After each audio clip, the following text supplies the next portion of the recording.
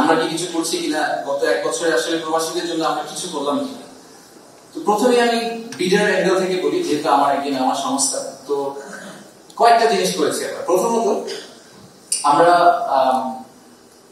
একটা initiative list ছিল আমাদের, যে বাংলাদেশে বিনিয়োগ করতে যেসব সমস্যা ইনভেস্টররা ফেস করে তাদের একটা লিস্ট বানানো হয়েছিল সব সিইওদের সাথে কথা বলে।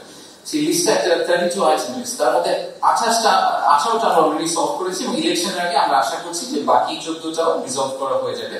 সো বিনিয়োগ পরিবেশ বা বিনিয়োগ বান্ধবতার যে ব্যাপারটা আসে সেই জায়গাতে আমরা এক্সপেক্ট করছি যে বাংলাদেশে বিনিয়োগ করার এক্সপিরিয়েন্সটা আপনাদের 2024-এ যা ছিল 2026 সালে তার থেকে সিগনিফিকেন্টলি বেটার হবে।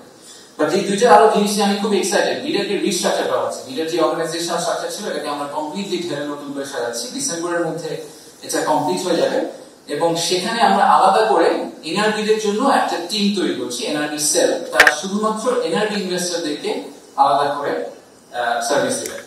এখন থেকে আপনাদের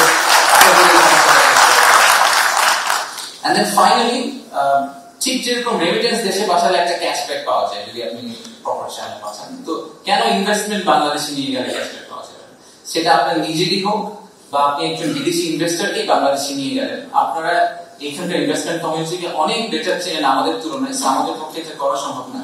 ঠিক সে কারণেই আমরা একটা ইনসেন্টিভ স্কিম চালু করছি, সেটাও এই ফোর্থ কোয়ার্টারে চালু হয়ে যাবে। If you take $100 million back to Bangladesh government will pay you $1 million as a recognition for your facilitation exercise. So এটা আমরা চালু করে দিচ্ছি।